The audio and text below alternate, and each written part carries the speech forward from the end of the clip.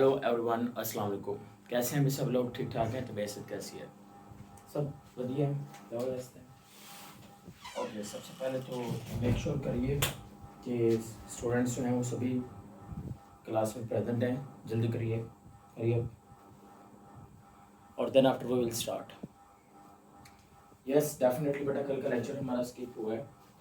Definitely कल आपका lecture नहीं हुआ तो डेफिनेटली आज हम अगला टॉपिक पढ़ेंगे इससे आगे। तो अगला टॉपिक जो है डेफिनेटली चैप्टर नंबर 3 पढ़ रहे हैं, मतलब season number 3 and episode number आज कौन सा रहेगा? 2 रहेगा। फर्स्ट लेक्चर में मैंने आपको लीव करवाया था, उसमें किसी बच्चे का कोई क्वेश्चन वगैरह है तो डेफिनेटली जल्दी पूछो, ठीक है। जो एपिसोड नंबर 1 था जिसमें मैंने ये स्ट्रक्चर्स वगैरह पढ़ाई थी, उसमें किसी का कोई क्वेश्चन है तो डेफिनेटली जल्दी से पूछ लीजिए, फिर हम आगे चलते हैं। बेटा दिस इज सीजन नंबर, जल्दी बोलो, 3 एंड एपिसोड नंबर 2, ठीक है। तो ये हमारा सेकंड एपिसोड है सीजन नंबर 3 के ऊपर। तो कोई क्वेश्चन है तो पूछें। यस बेटा, फोटोसिंथेसिस जो है वो प्लांट्स में भी होती है, और प्लांट्स के अलावा अगर एलजी की बात करते हैं ना, सब्जे की बात करते हैं, मतलब आपने देखा होगा किसी जगह के ऊपर मैं एक्सप्लेन कर दूँ इसको एक मिनट। आपने देखा होगा किसी जगह के ऊपर जो पानी जो है वो गिरता रहे गिरता रहे गिरता रहे, वहाँ पे ना सब्जा आ जाता है। वो जो सब्जा ग्रीनरी आ जाती है ना, उसको हम नाम क्या देते हैं? उसको एलजी का नाम देते हैं, या हरियाली का नाम देते हैं। या इसी तरह से किसी पाउंड की बात करते हैं तो पाउंड के ऊपर एक बहुत बहुत मोटी सी परत जो है बेटा वो एलजी की आ जाती है। तो वो जो पाउंड के ऊपर एलजी की जो एक मोटी सी परत आ जाती है, या फिर पानी के गिरने की वजह से सब्जा आ जाता है, वो किसके अंदर इंक्लूड की जाती है बेटा? वो एलजी के, वो इंक्लूड की जाती है, एलजी उसको कहते हैं। और प्लांट और एलजी ये दोनों ऑर्गेनिज्म ऐसे होते हैं जिनमें फोटोसिंथेसिस होती है, ठीक है। और सबसे ज़्यादा फोटोसिंथेसिस ये भी आपने याद रखनी है कि एलजी करती है। इस ज़मीन के ऊपर ना सबसे ज़्यादा फोटोसिंथेसिस एलजी करती है।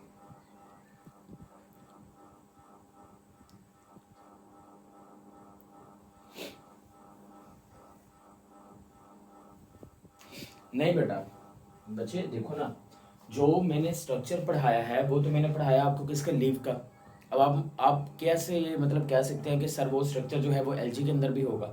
नहीं हो सकता ना क्योंकि जो एलजी है, जब आप पौधे देखते हो, देखो इधर गौर से बेटा, शाह गौर से सुनिए। जब आप लोग पौधे देखते हो प्लांट, तो प्लांट के अंदर आपको बकायदा लीव देखने को मिलता है ना, राइट। अब जब आपको लीव देखने को मिलता है तो यहाँ पर आपने याद रखना है कि लीव आपको देखने को मिलता है। जब आप हरियाली देखते हो सब्जा, क्या उस सब्जे के अंदर आपको किसी किस्म का लीव देखने को मिला? नहीं ना। तो क्योंकि डेफिनेटली तौर पर ये जो चीज़ है ये किसके बारे में है? ये तो इसी के बारे में है ना। मतलब वो तो लीव का स्ट्रक्चर मैंने बताया था, जब एलजी के अंदर लीव है ही नहीं तो उसका स्ट्रक्चर उसके अंदर कैसे प्रेजेंट हो सकता है? That is quite not possible. Possibility ही नहीं है कि वो उसके अंदर मौजूद होगा। समझ आ गया? व्हाइट बोर्ड ओके है सबको? ओरिएंटेशन ओके आ रही है? ठीक है, ओके बेटा। आज हमारा नेक्स्ट टॉपिक है that is about the activity. एक एक्टिविटी आज मैं आपको करवाने वाला हूँ। एक्टिविटी हमारे पास ये है कि हमने ये देखना है कि क्या प्लांट के अंदर फोटोसिंथेसिस हो रही है कि नहीं हो रही। मतलब मैं आपको ना एक पौधा दिखा देता हूँ, आपने क्या करना है, आपने ये पता करना है कि उसके अंदर फोटोसिंथेसिस होती है कि नहीं। आपने ये एक्सपेरिमेंट खुद करना है। एक्सपेरिमेंट करना मैं सिखा देता हूँ। देखो, आपको पता है जब जख्म वगैरह होता है, जख्म वगैरह को साफ करने के लिए आपने देखा होगा जब डॉक्टर के पास जाते हैं तो वो डॉक्टर जो है वो लाल कलर की दवाई लगाता है, आयोडीन लगा रहा होता है। आयोडीन जो है वो मेडिकल स्टोर्स वगैरह जो होते हैं ना वहाँ से इजीली अवेलेबल होती है, तो आपने आयोडीन वो मंगवा लेनी है। ठीक हो गया? आयोडीन आपने क्या कर ली है? मंगवा लेनी है। आयोडीन आपने मंगवा ली। अब उसके बाद आपने देखा, अपने इर्द गिर्द प्लांट देख लिए, प्लांट जिनको पत्ते लगे होते हैं आपने वो भी देख लिया। अब मैं आपको कहता हूँ कि आपके सामने जो पौधा लगा हुआ है, मुझे बताएं क्या ये फोटोसिंथेसिस कर रहा है कि नहीं कर रहा। अब आपको कैसे पता चलेगा कि वो फोटोसिंथेसिस कर रहा है कि नहीं कर रहा? हमें इस चीज़ का पता लगाने के लिए, हमें फोटोसिंथेसिस का पता लगाने के लिए हमें जिस चीज़ की जरूरत है, that's name is iodine test. We need the iodine test. तो बेटा हमें आयोडीन टेस्ट जो है ना उसकी जरूरत होती है, ये पता लगाने के लिए कि फोटोसिंथेसिस हो रही है कि नहीं हो रही। आयोडीन टेस्ट की जरूरत है। अब होगा क्या एक्चुअल में, उसको जरा अंडरस्टैंड कर लीजिए। बेटा होगा इस तरह से कि हमने पता क्या करना है, हमने उस प्लांट के लीव्स ले लेने। क्या ले लेने? लीव्स ले लेने हैं।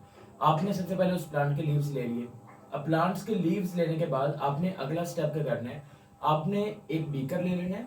उस बीकर के अंदर आपने वाटर ले लेना है और वाटर को बॉईल करना शुरू कर देना है। मतलब उसको इस तरह से हीट अप करना शुरू कर देना। जब आप उसको गर्म करना शुरू कर देंगे, हीट प्रोवाइड करना शुरू कर देंगे, तो आपको पता है कि वाटर जो है वो एक वक्त आएगा जब हम उसको हीट देते जाएंगे तो वो क्या करना शुरू कर देगा, वो बॉयल करना शुरू कर देगा। अब वाटर क्या करना शुरू कर देगा, वाटर बॉयल करना शुरू कर देगा। जब वाटर बॉयल करना शुरू कर दिया ना, आपने पत्ते लेने हैं, पत्तों को लेके आपने किसके अंदर डाल देना है, आपने उन लीव्स को बेटा जी यहाँ पर इसके अंदर डाल देना है। लीव्स लेके आपने किसके अंदर डाल देना है, ये बॉइलिंग वाटर के अंदर आपने डाल देना है। जैसे ही आप लीव्स बेटा जी बॉइलिंग वाटर जो है उस बॉइलिंग वाटर के अंदर डालेंगे, और डालने के बाद आपने ना इसको 2 to 3 मिनट के लिए तकरीबन, या 4 मिनट्स, 2 to 3 मिनट्स के लिए आपने इसको इस बॉइलिंग वाटर के अंदर क्या कर देना है, छोड़ देना है। बॉइलिंग वाटर के अंदर कितने मिनट के लिए, 2 से 3 मिनट के लिए। जब हम इसको बॉइलिंग वाटर में छोड़ देंगे 2 से 3 मिनट के बाद आपने इनको लाजमी निकाल लेना है, ठीक है।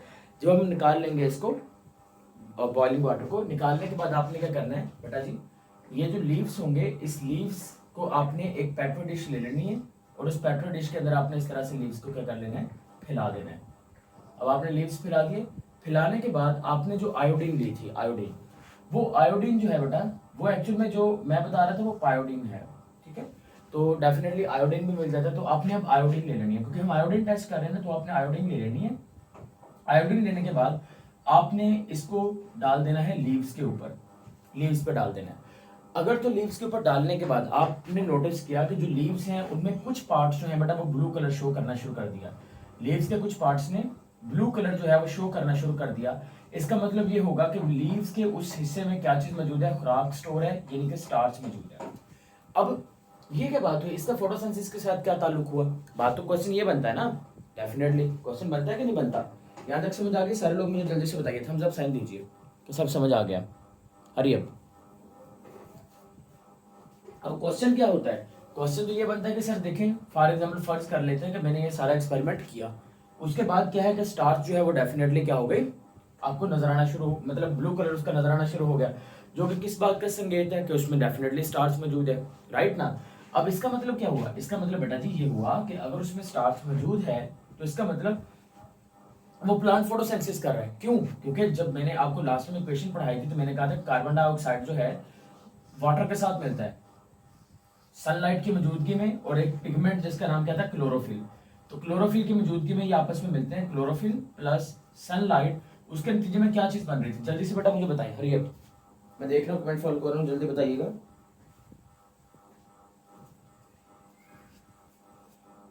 यस सूर्या,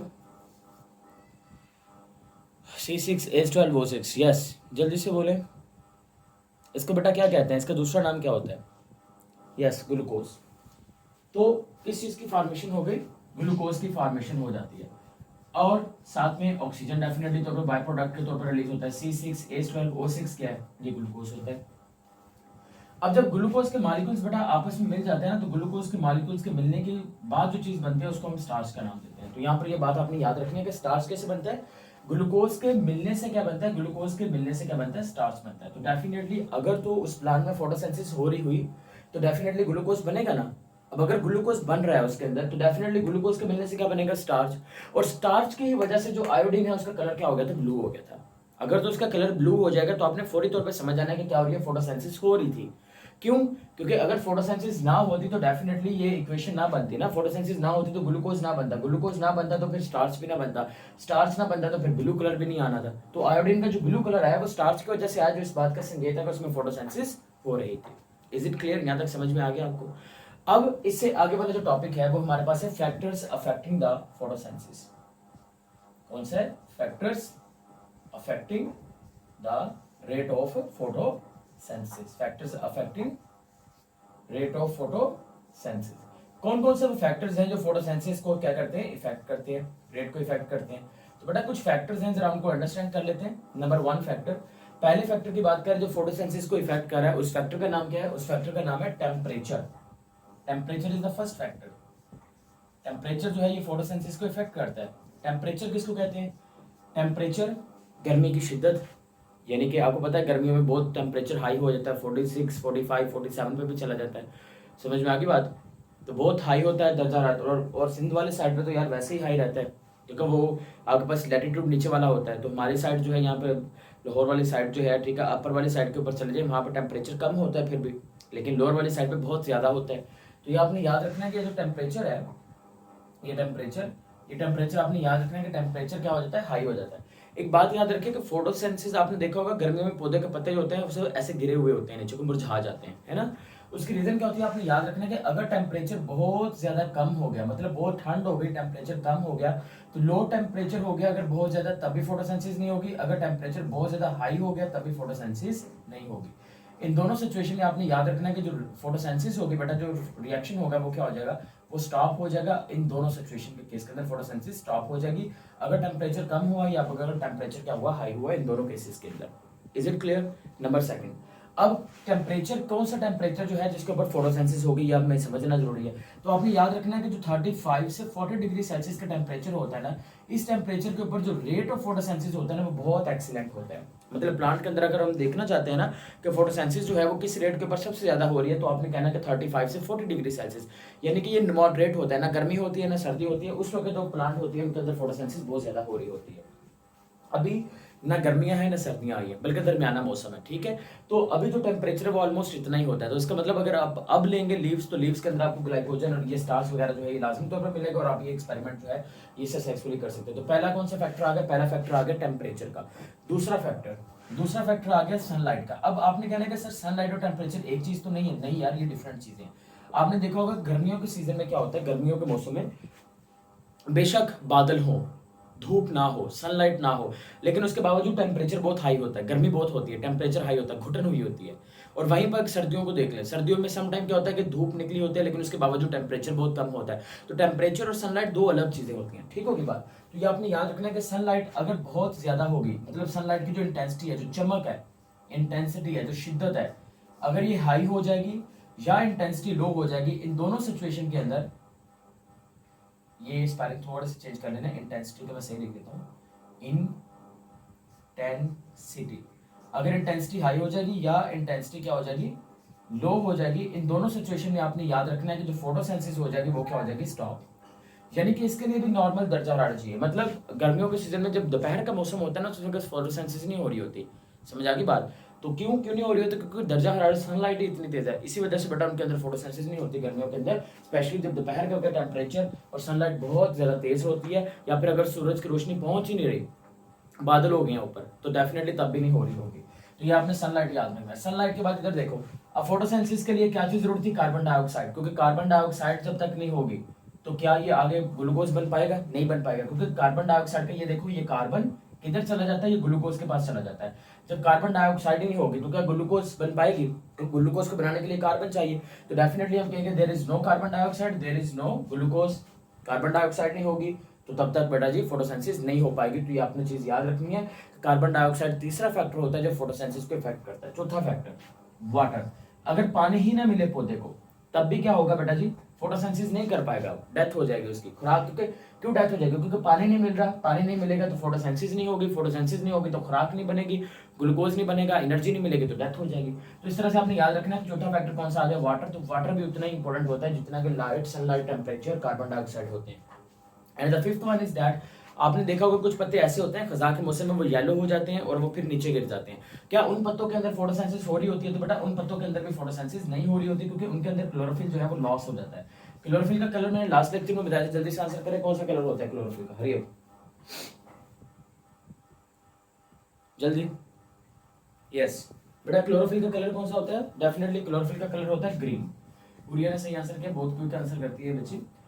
तो बेटा ग्रीन कलर होता है। तो ये आपने याद रखेंगे बात कि ग्रीन कलर जो है वो किस वजह से होता है, वो क्लोरोफिल की वजह से होता है।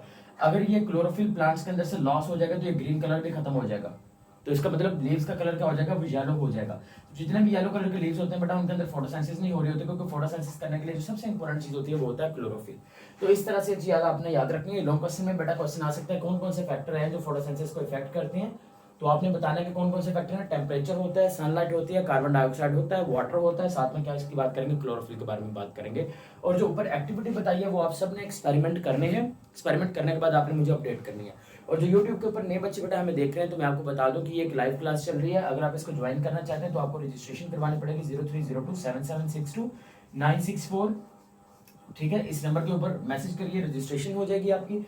एंड देन आफ्टर बेटा जी इसकी क्लास की जो फी है वो आपको मैं बता दूं 1K पर सब्जेक्ट रहेगी और आपको बहुत जबरदस्त और लेवल किस्म के लेक्चर्स मिलेंगे। ठीक हो गई बात। अगर आप एक सब्जेक्ट चूज करते हैं फिर मैंने आपको बताया कि 1K, और अगर लाइव क्लास में आएंगे तो आपको नोट्स फ्री में मिलेंगे। एंड नंबर सेकंड तौर पे बेटा मैं आपको ये बता दूं कि इसके अलावा अगर किसी आपका कोई बहन भाई किसी और क्लास में भी पढ़ रहा है जो ऑनलाइन सेशन ज्वाइन करना चाहता है, हमारे साथ बॉन्डेज करना चाहता है, तो वो भी ज्वाइन कर ले। 9th 10th first year second year detailed lecture आपको बेटा मिल जाएंगे, डिमॉन्स्ट्रेशन लेक्चर्स मिलेंगे। अगर कोई लाइव ज्वाइन करना चाहता है तो वो भी लाजमी तौर पर रिकमेंड करिएगा। समझ आ गई बात। Thank you so much for it. और हमारे जो वीडियोस हैं बेटा इसको लाजमी तौर पर अपने सोशल मीडिया अकाउंट्स पर शेयर किया करें, फेसबुक व्हाट्सएप जहाँ पर भी आपको ग्रुप शुप जहाँ पर भी होता है तो 1-2 मिनट निकाल के यार हमारे लिए शेयर कर देंगे तो कुछ भी नहीं होना वाला। ठीक है, share together, grow together and learn together and earn together. Clear होगी बात। तो इस तरह से बात आपने याद रखनी है। और सबसे इंपॉर्टेंट बात ये है, मैं आपको ये बता दूं कि अगर कोई बच्चे को लग रहा है कि ये फीस हाई है तो मैं कहूँगा फीस हाई नहीं है। बिकॉज देखिए एक बात का याद रखें, आपको एक ऐसा बंदा पढ़ा रहा है जो कि बहुत हाई लेवल है, जो कि एमडी लेवल में, ठीक है, जिसके पास यूनिक इंस्टीट्यूट्स एंड पाकिस्तान के ब्रांड्स का एक्सपीरियंस है। तो इट्स मीन्स दैट कि ये कुछ भी नहीं है। समझ आ गई बात। इसके बावजूद अगर आपको करवा रहे हैं तो डेफिनेटली आपका भी फर्ज बनता है कि आप इसको लाजमी तौर पर शेयर करो और अपने फ्रेंड्स को अपने साथ इंगेज में करें। समझ में आ गई यहाँ तक बात। और एक बात याद रखिएगा, अगर आप चाहते हैं,